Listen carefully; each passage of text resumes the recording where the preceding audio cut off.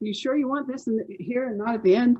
Well, I thought we were going to make them short Well, because this one's gotten pretty well, long. all right, we'll make it short on both ends. Here's my opinion, and I really believe this. It was the Church of Jesus Christ of Latter-day Saints that decided to make polygamy just a misdemeanor, no responsibility involved. I think since they want polygamy so bad, they should be held legally responsible for the polygamy. They're wealthy enough. They're one of the wealthiest churches on earth. They could afford to pay for these children. They're the ones that taught it. And I think they should be responsible for polygamy. And as we march on through the other polygamous kings, the Kingston group and the AUB group, and we march on down this circle that we're going through, you're going to find out that if the government stopped paying for these crimes, they would decrease. Okay. And the answer is not to prosecute them, stop financing them. If the LDS Church had to finance this, polygamy would shrink. They wouldn't be so wonderful if they had to pay for it, but now they can have this open sex and call it marriage and do whatever they want. And it's all so holy and they don't have to pay for it. You do. You shouldn't have to. Agreed, but I'm trying to figure out what I can do about this.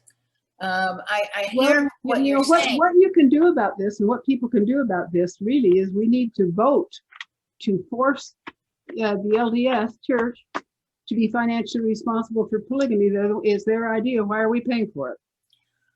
Well, I couldn't agree with you more. How many people will actually change the vote? Because I understand that the vote to legalize polygamy was not that long ago. So That's what right. you're talking about is to reverse that, right? That's correct. Okay.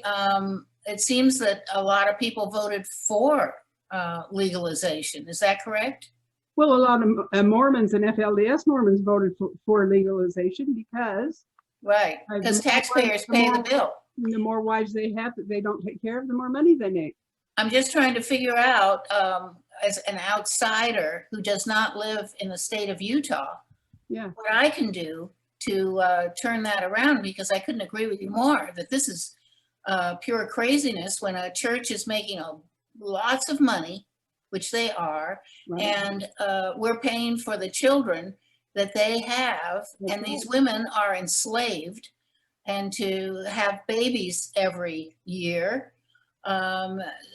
But what can I do about that? Because that is my... I think the only thing that'll really work is to make the public so aware of it, they're disgusted enough with it that they vote for a change and outvote them. Would they vote for that outside of Utah? So Utah's gotten to be such a polygamous state. Well, that's how I think that Utah got it in. However, the thing is that this, let's get a little ridiculous here now. You'll probably start laughing because the first time I ever went to a ball game and I heard them sing, you know, the Star Spangled Banner with liberty and justice for all, I wondered where that United States was. I never heard of them before. Okay. Yeah. So point being, the American government, not just Utah, but the American government should absolutely refuse to pay for polygamy and force the Mormon Church to do it. If they want it, they ought to pay for it. Well, agreed. But, you know, there's so many people that don't have a clue. I mean, there are so many people out there that have so much other stuff going on in their lives with the politicians. We don't talk about anything except politics today, or the coronavirus or whatever. And we need to raise this discussion. But I'm trying to figure out how to do that, because I think your topic is very important, because all of us are paying the bill for this. But, well, if I could offer a solution, because I think we've got a human crisis here. I think it's a spiritual crisis where women are being led, and we've got an awful lot of people that are just followers. They don't have their own identity. they just do what they're told. And the polygamists are not alone in that. We have a lot of people that don't understand the power of their own spirit. So I think that if we want to get people much more involved, we have to talk about the power of the human spirit to overcome any of these obstacles, which you did. You escaped.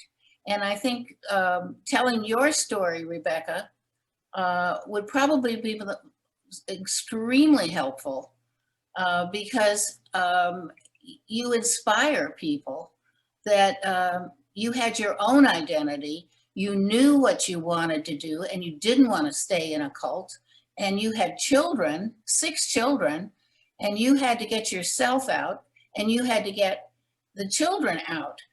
So personally, I think that's the most fascinating story because you were strong enough to be able to do that. So that would be the story that I think a lot of people would love to hear. You have an amazing story. I'm going to tell you the little bit that I told you about the finances. I'm sorry? Is only the tip of the iceberg. I know. The next part you're going to find very disgusting. Okay. That's the tip of the iceberg. And if there are any human compassion in anybody, I hope that what I have to say in this next part will bring some heartstrings, and somebody somewhere will have the guts to change this tragedy in our country.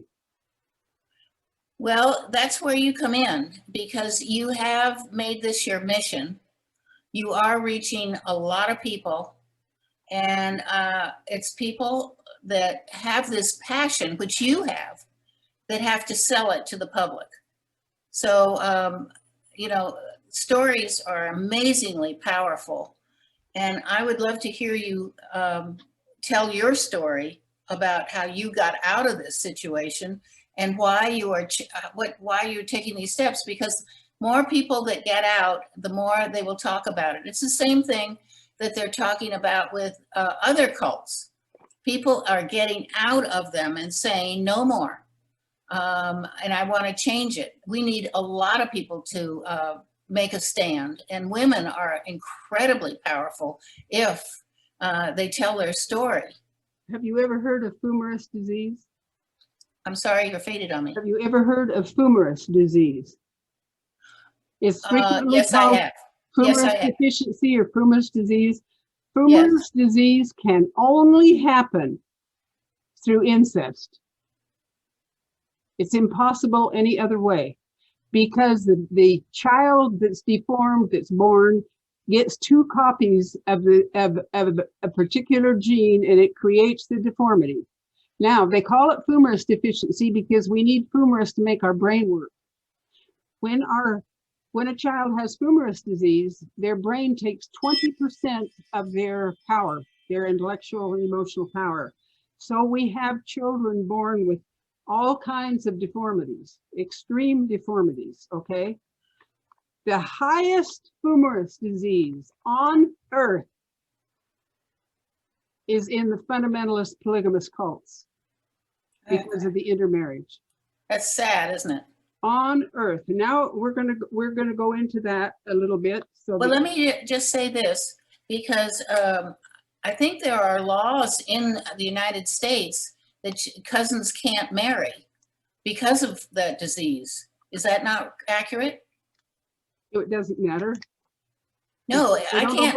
The polygamists don't obey the laws. If they were going to obey the laws, these wouldn't be happening. Then how do you break through to educate the people?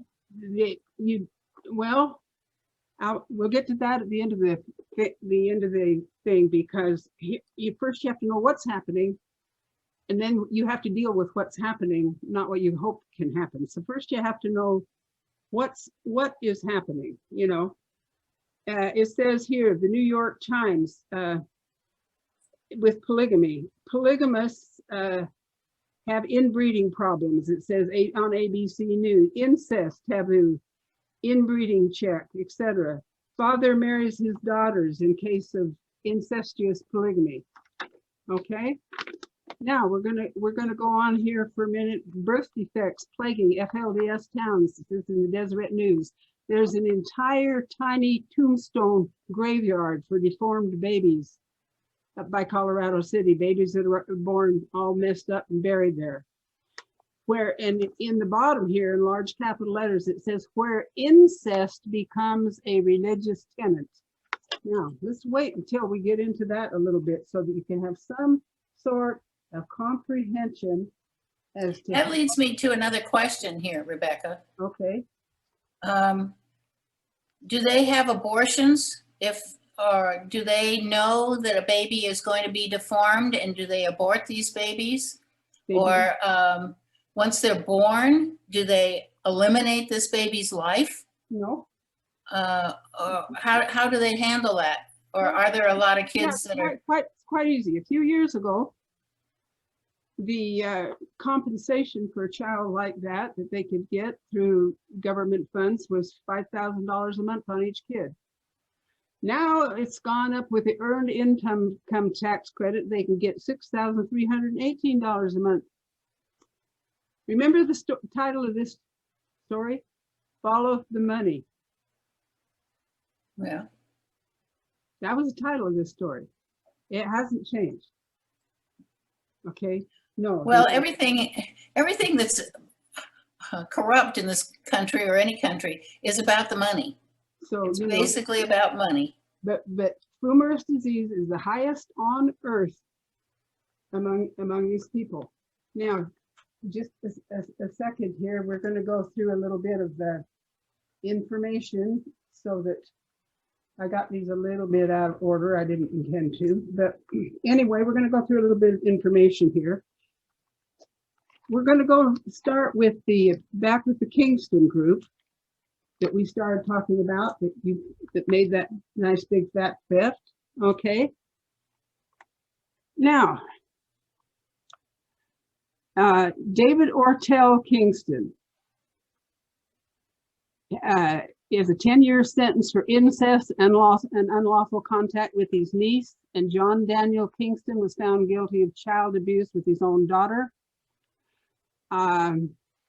The costs of polygamy are quite high, and so they worry about the sexual abuse of children, forced marriages among minors.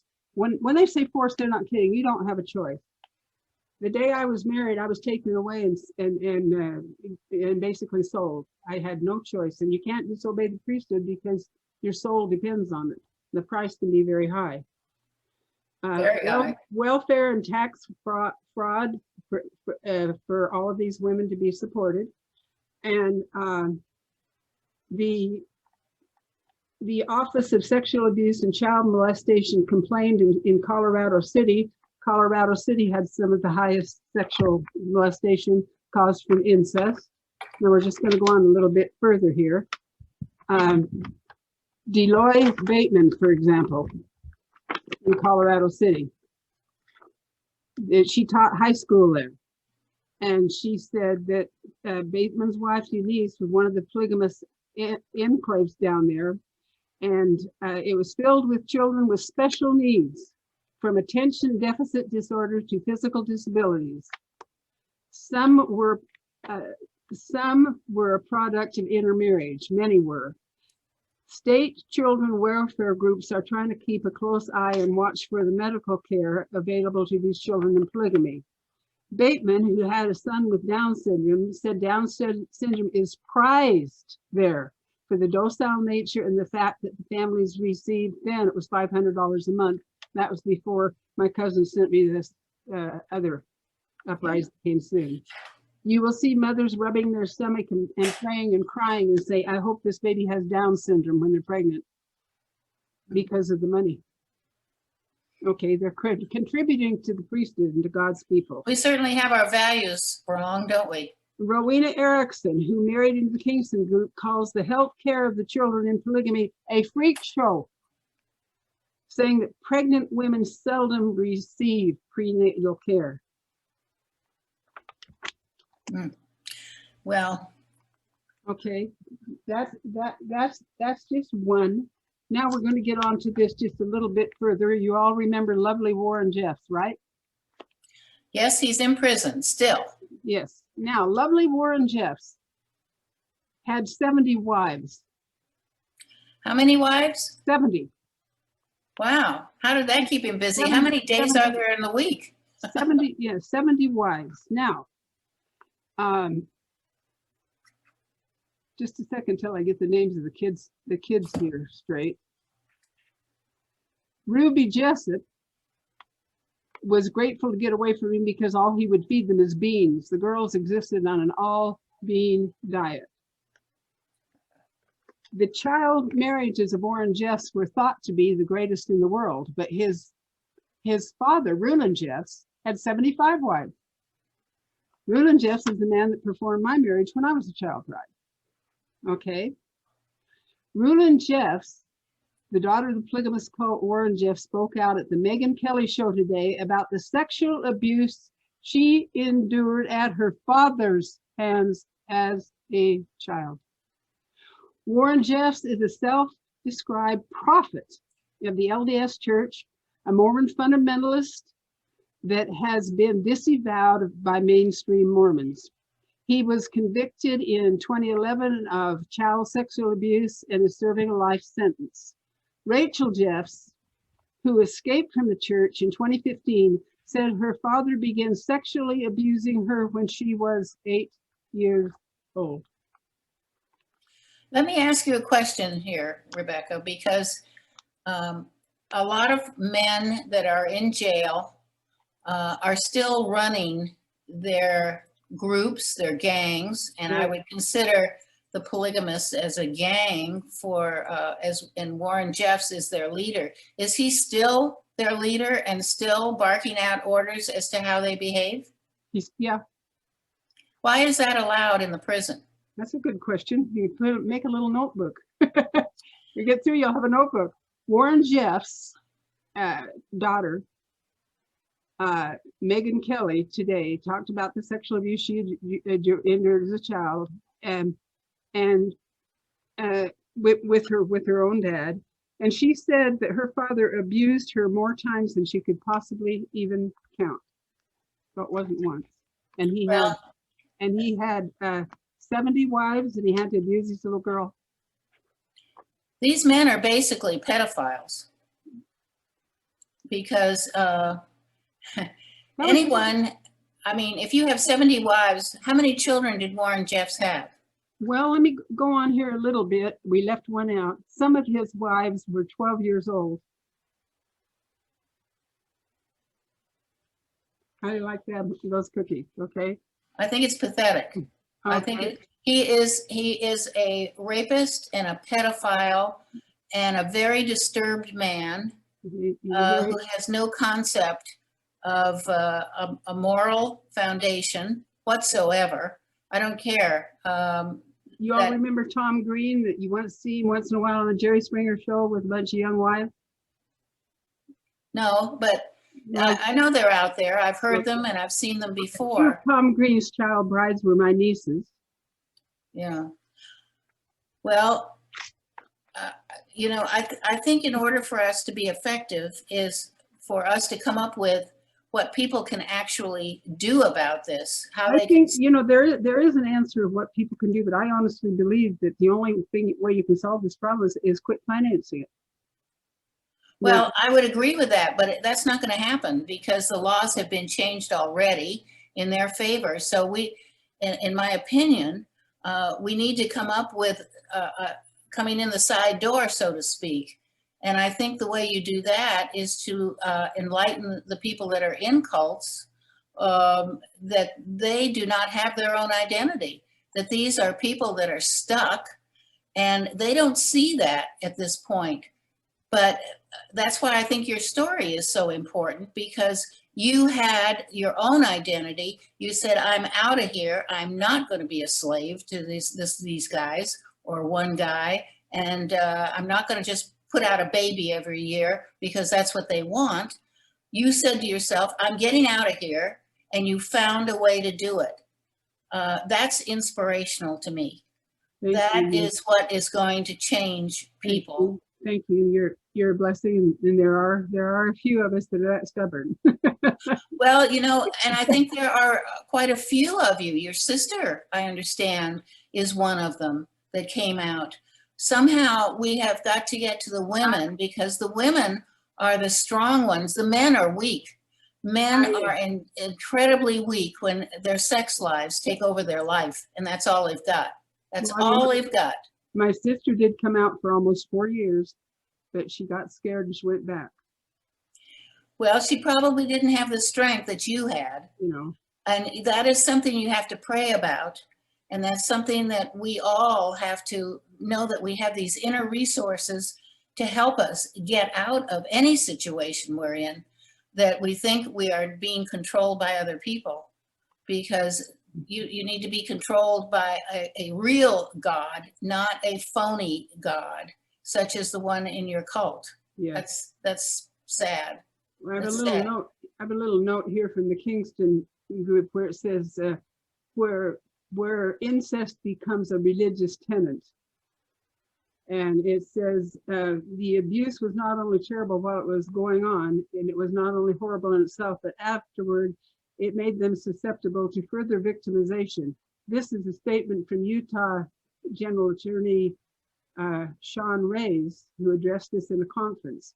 Numbers show Utah is the 8th highest among all states in child abuse. The state had 6,900 cases in 2014, and of those, 27% were sex abuse, the highest rate in any state in the union. Well, that tells you a lot right there. And it tells you a lot that women are tolerating it, though, Rebecca. And women have to be educated. We have, in my opinion, you can reach those women, your message, and how can we do a better job of reaching the women to kind of support them in their efforts to get out? Because I know it's a hard process. And I know that money is funneling into it. The men who control the government in Utah want to see all that money funneled into their state to support them. So how do we break that cycle? And that the way you do that, in my opinion, is to, for you, who knows this better than all of us, actually, you know a lot about this subject. You've even written a book. Maybe you can show the book, because I'd like to see. I would like to, Stephanie, I would like to, if I possibly could. Absolutely. Invite other authors who dare to do the same, and to find the right person that we can make a TV series out of it to educate America, because America doesn't recognize this. If they could recognize what was going on, they'd be more help. But absolutely. If we educate America about what really is going on in these polygamous cults and what's happening to these women and children and how afraid they are, if we could really educate those people, and I talked to a few of my friends, if we could ever find that opening, we would actually make an opening for those people to escape. I've got one Christian church in Utah with some very dear friends of mine that have escaped polygamy, and you know, we give a percentage of everything that we made to that church to help them support people getting out. And that is what I would love to do. Unfortunately, I hear you, and I think that's a wonderful goal. Yeah. The trick is to find the right people, right, and to talk to the right people about what is really going on in the state of Utah, and what people can actually do to change it. I think it's going to be a spiritual awakening in this country, that the mass population understands that they don't need to rely on church. They need to make their direct connection to God, and not have a middleman go in there and abuse them like this. This is horrendous. It's horrendous for the children. It's horrendous for the state, for Americans, and a lot of people don't know it. So thank you so much for sharing this information, because I think it is critical. But we've got to just make sure that the word gets out and that you get a bigger platform. Well, you know, the thing is that it isn't just enough to open the doors to these people. You've got to deal with their fear. They need some psychiatric care. They really need some psychiatric care. Well, it's kind of like any abused child in this country. And right now we're spending $220 million a day on child abuse and neglect in America. Wow. That's every single day. And a lot of people need therapy, but they also need to know, and I'm going to put a video together on the men that I have talked to. One man was a cable car driver that was homeless and addicted to drugs. And he made his direct connection to God, turned his life around, and he tells his story, which is very powerful. I've got another one, and I'm writing an article as we speak, and putting the link in these articles on how you can hear these guys talk about how they turned their own lives around. I think that is how we make progress, is because people understand how incredibly spiritual every single one of us is. But men have taken advantage of our own spirituality to control us into saying, you know, I am the spiritual leader and you have to follow me. And that is what a polygamist cult is all about. So we need to let them know that they can find a different kind of power that's stronger. And I will share these links with you. They're on my YouTube channel at Safe Kids Now. It's amazing what people can do in a relatively short period of time. They need support and they need a spiritual understanding of themselves. Once they find those two things, they're out of there. They're going to quit. They're going to say, you guys are crazy. You guys have been using us. That's my personal opinion on how we break this cycle, because this has been going on and getting worse and worse and worse. It is getting worse. It's escalating. Absolutely. It's not getting smaller. The welfare checks are getting bigger and bigger, and the cost is getting higher and higher and higher. And we're bankrupting our country. We're in such debt. Our country is struggling to make some real things happen and Yeah. not to finance organized crime. And that's exactly what this is. This is organized crime. You know, the thing is, you talked about concept of real God.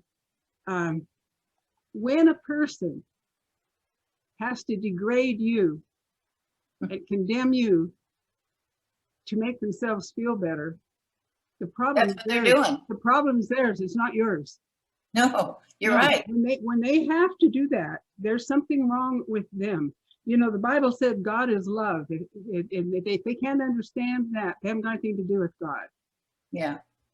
No, it does not. No. It's all about these men that have huge egos, that want to be in power, have power and control over other people. That's it. Right.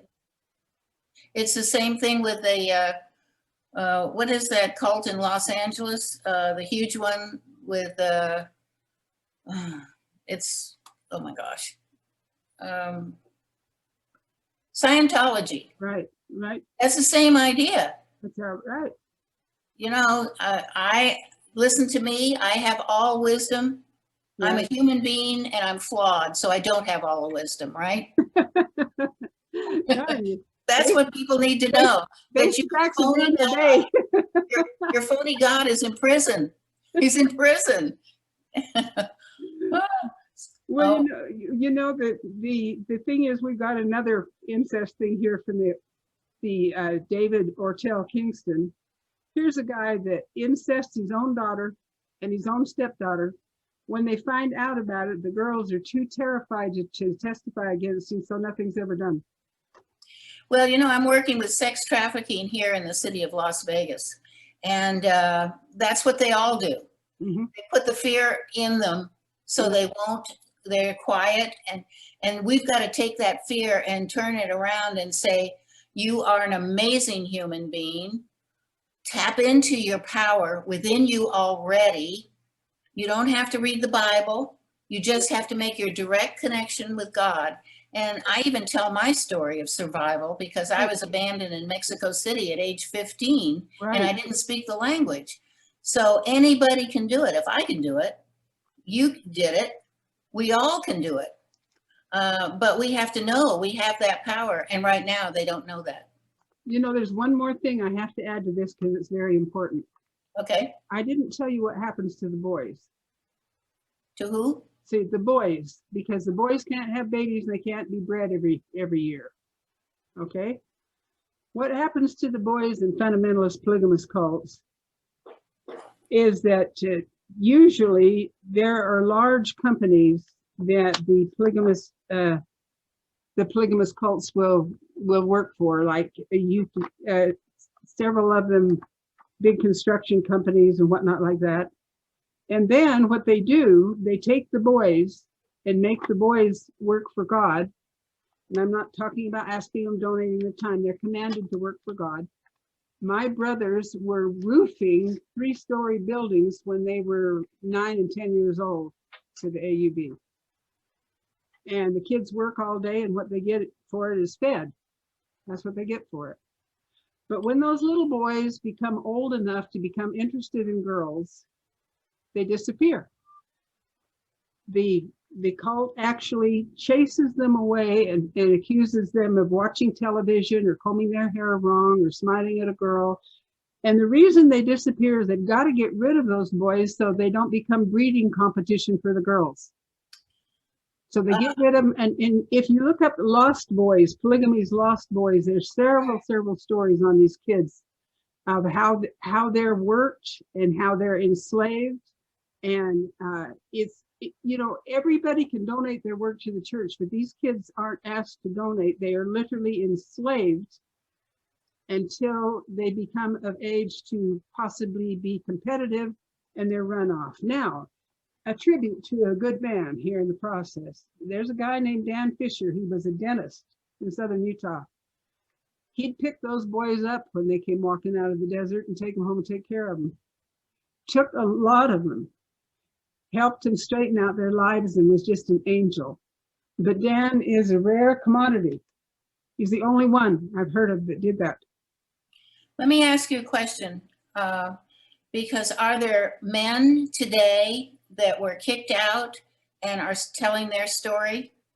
Oh, no.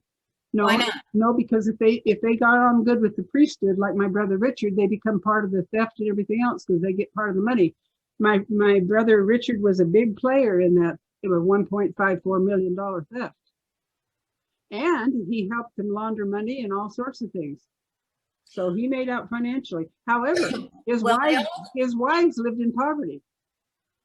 Well, I'm okay. Is there anybody like you that's a male role model for this? My older brother that just recently died, Roger. He died just a few months ago. Hmm. Roger was no ordinary man. Well, okay, let's wrap this up because I have to go. Excuse me, you can cut those coughs out. Anyway, is there one final thing you'd like to say, Rebecca? Yeah, there is one final thing that I'd like to add here. When we got all through hearing the Canadian court cases and all this and that from Canada, now this didn't happen in the United States. This was a Canadian judge, okay? When he got through, he decided polygamy was just, just cost so much to handle. It kind of wasn't worth it, whatever. But when he got all through, he took these abused polygamous women and their children and sent them back to their families in the cult. What was he thinking? Now, I admit that Canada doesn't have in their slogan, with liberty and justice for all. I'm still hunting that in my country. But for a country that's supposed to be free, how could they take the victims and send them back to the place where they would be victimized again? When he knew what the culture was, how can they do that? They've been brainwashed. They just keep doing that. Yeah, they're brainwashed. This is why. It's the same thing that happens. It's the same thing that happens in North Korea. People don't have their own identity. When they came out, nobody taught them how to handle their anger and their angst and how to handle their emotional life.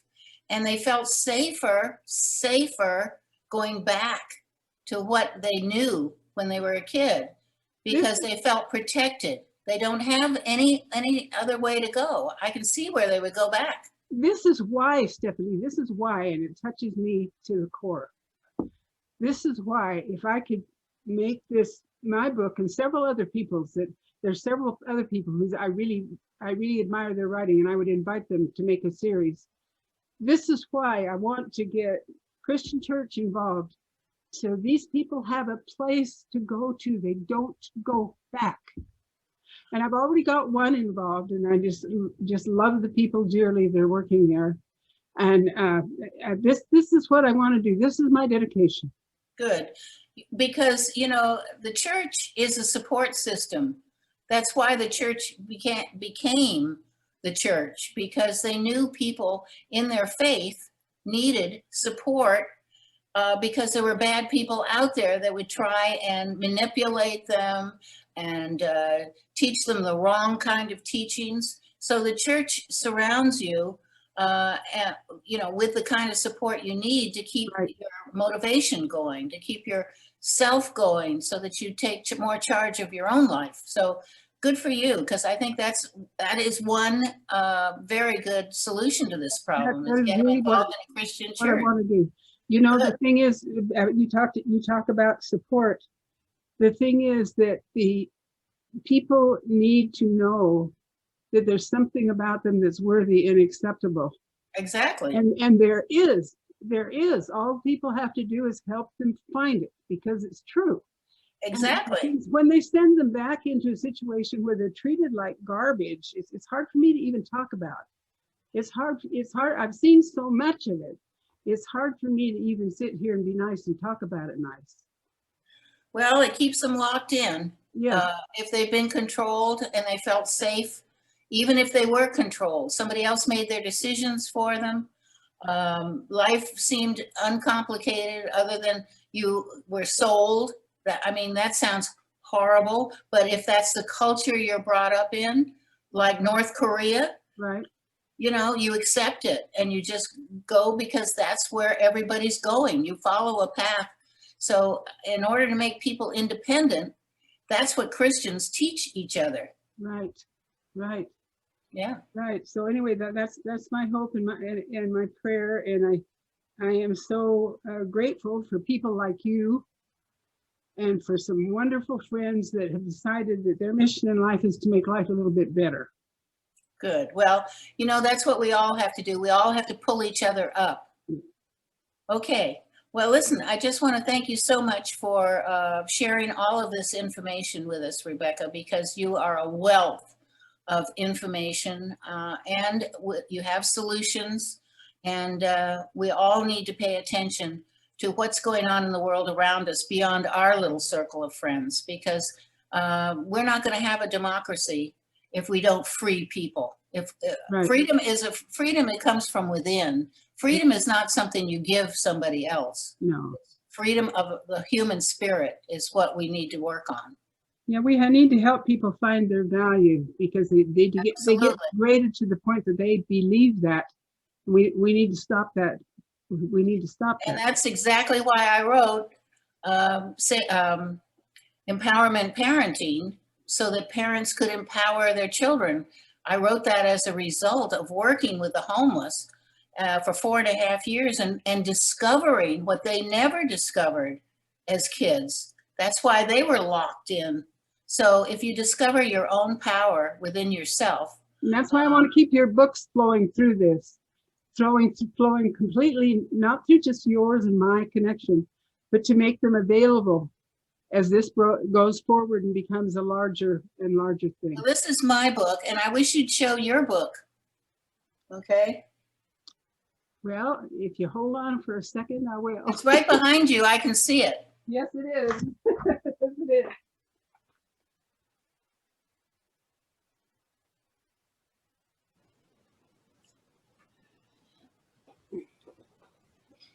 This is my book.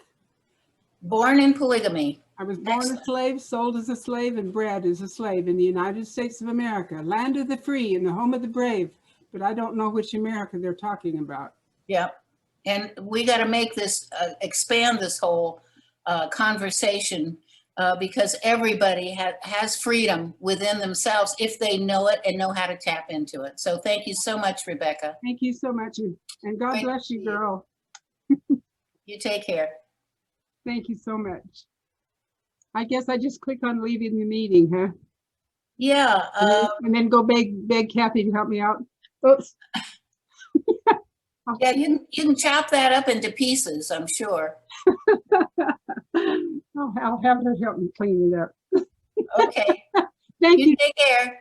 Thank you so much. It's dark here. Oh my gosh. Look, see, my whole place is dark. I should have turned on my lights behind me. Thank you so much for Okay, my dear. for Take care. accompanying me and just being you. Oh, don't forget, tomorrow morning we're having a call, Okay, what time?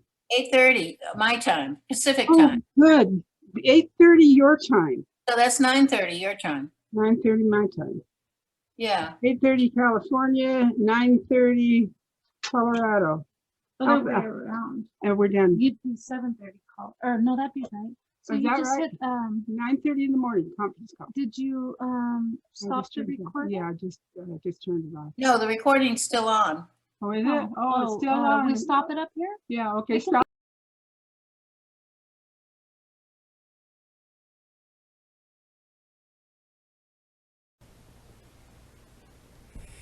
You know, in the process of our interview, I want to give you more information about my personal family so that you comprehend who I'm related to among the fundamentalist Latter-day Saints and how that works. First, we need to go back to 1944, when there was a big raid and many polygamous men were in Utah State Prison. My father was one of those men, and my future father-in-law was one of those men, and my uncles Owen and Uncle Rulin, my Uncle Rulin and my Uncle Lyman, and several other people that we were affiliated with. So let's go back to 1944. Marie Beth Barlow was the daughter of Albert Barlow. She was one of several wives of Heber Kimbel Cleveland. Heber Kimbel Cleveland, a few years later, became my father-in-law. Heber's first wife was Zola Chapman. Another wife was Linda Cosgrove. Heber Kimbel Cleveland was 20 years older than his child bride, Marie Beth Barlow. And he married her so young that Contemporary Child Services took her away from him. During the trial against Heber Kimbel Cleveland, it focused on two particular things. Number one, he had signed his baby daughter, who was 6 days old, over as a wife to David Brigham Darger. And the mother of that child was his own child bride, Marie Beth Barlow. Now the Dargers made a big deal out of the persecution of the saints, on the ongoing persecution of the 1944 trials. They didn't, however, actually go into detail into the main charges against David Brigham Darger, for good reason. David Brigham Darger had 5 wives, but that wasn't enough. He discussed polygamy with his friend, fellow polygamist, Heber Kimbel Cleveland.